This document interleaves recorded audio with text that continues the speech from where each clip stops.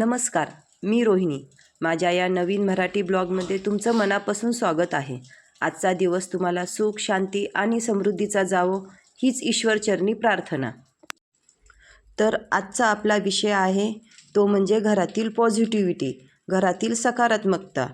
तर मी तुम्हाला आज व्हिडिओमधून तेच सांगणार आहे. तर माझा व्हिडिओ शेवटपर्यंत नक्की पहा. तर त्यासाठी खूप मोठ्या गोष्टी करण्याची गरज नसते. काही छोट्या छोट्या सवयी आणि श्रद्धेने केलेले उपाय घरातील वातावरण प्रसन्न आणि पॉझिटिव्ह बनवू शकते. तर सर्वात पहिली जी सुरुवात होते ती म्हणजे निसर्गापासून. निसर्ग इतके सकारात्मक कुणीही नाही. निसर्गाकडे तुम्ही ज्या दृष्टीने पाहतात, निसर्गाची तुम्ही जशी काळजी घेतात, निसर्गाला तुम्ही जे देतात तेच निसर्ग तुम्हाला वापस देत असतो. तर आपल्या घरामध्ये झाडे ही असलीच पाहिजे. झाडांचा जो हिरवेगारपणा आहे ना, तो पाहिल्यानंतर आपले मन शांत आणि तृप्त होऊन जाते. असे म्हटले जाते, घरातील निगेटिव्हिटी जे वातावरणात असते ती निगेटिव्हिटी झाडे ऑब्झर्व करतात. म्हणून घरात जर तुम्ही वास्तुशास्त्रानुसार जी झाडे सांगितलेली असतील ती झाडे लावणे खूप उपायकारक ठरते. ज्यांच्याकडे खूप सूर्यप्रकाश कमी किंवा हवा नसते तर तेथे तुम्ही अशा प्रकारची इंडोर प्लांट लावू शकतात. घरात इंडोर प्लांट लावल्याने घर अधिक सुंदर आणि ताजेतवाने दिसते. हिरवागार रंग मनाला शांतता देतो आणि घरातील वातावरण आनंदी होऊन जाते. या झाडांची काळजी घेणेही खूप सोपे असते. योग्य प्रमाणात पाणी, थोडासा प्रकाश आणि थोडंसं प्रेम दिलं की ही झाडे छान वाढतात.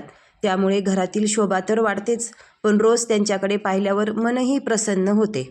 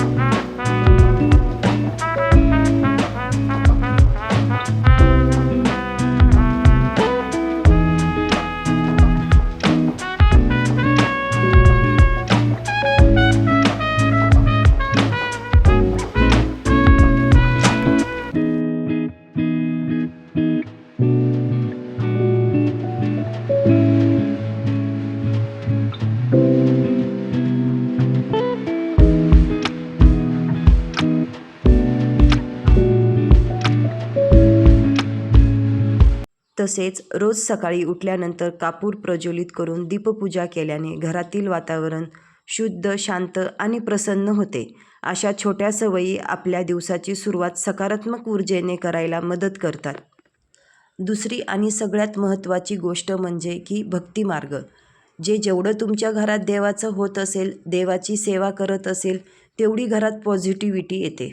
जरी व्यक्ती अध्यात्मामध्ये असेल किंवा एक जरी व्यक्ती देवधर्म करत असेल तर तुमचं संपूर्ण कुटुंब त्यामध्ये तारलं जातं.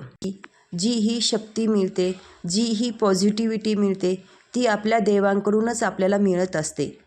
ती जी ही ईश्वरी शक्ती आहे ना, तिचं नाव घेतो, नामस्मरण करतो, जेव्हा तिची उपासना करतो, साधना करतो, तेव्हा तिथूनच जी पॉझिटिव्हिटी शक्ती आहे ना ती आपल्या संपूर्ण घरामध्ये पसरत असते.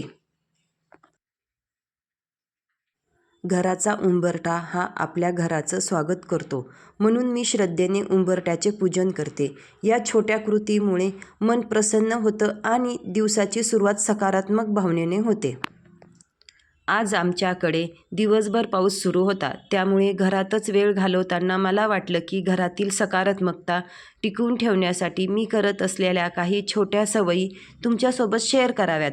इंडोर प्लांट, सकाळची दीपपूजा, कापूर आणि उंबरठ्याची पूजा अशा या छोट्या गोष्टी मनाला आनंद, शांतता आणि प्रसन्नता देतात. तुम्हीही तुमच्या आवडीनुसार अशा काही सवयी अंगीकारून घरातील वातावरण आनंदी बनवू शकता.